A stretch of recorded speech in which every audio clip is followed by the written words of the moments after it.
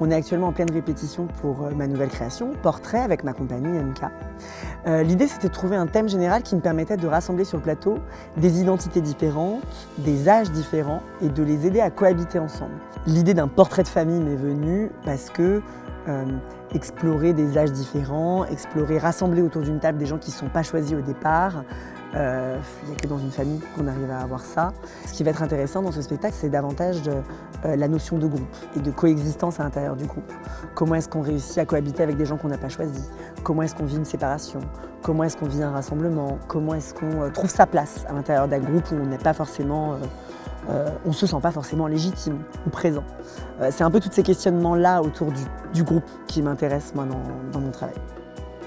C'est assez fou de se retrouver avec des interprètes qui ont entre 19 et 67 ans parce que cette interprète qui s'appelle Amy Swanson, qui a une vie extraordinaire, qui est danseuse depuis tellement longtemps, à côté de ces petits bouts de choux qui sont à l'aube de leur carrière de danseur, c'est hyper enrichissant parce que ça nourrit les angoisses, les peurs, ça apaise, ça motive.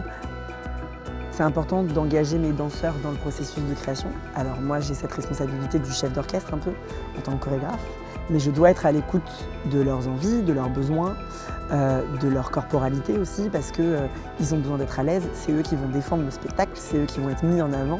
Quand on parle d'un portrait, la première vision qu'on en a, c'est le cadre qui est posé sur la cheminée, ou le cadre qui est posé dans l'entrée, ou le cadre qui est posé dans un musée, tout simplement. Et ça peut être le portrait de qui vous voulez, d'une famille, d'un personnage, d'une personnalité. Comment est-ce qu'on y est entré? Comment est-ce qu'on fait pour en sortir? Est-ce qu'on, du coup, le cadre en image par écho fait penser à toutes ces choses qu'on s'impose dans la vie, de rester dans des carcans très précis. Voilà, on va chercher à expérimenter un petit peu tout ça.